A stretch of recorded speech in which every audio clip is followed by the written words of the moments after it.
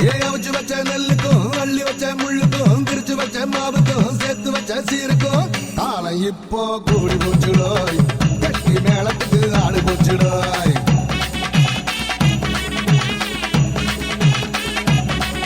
ஏ ஆட்டுக்கல்லு வாய்க்கும் அம்மி கல்லு காதுக்கும் அடுப்பங்கர சூட்டுக்கும் ஆத்தங்கர கல்லுக்கும் கும்பிடு தானே போ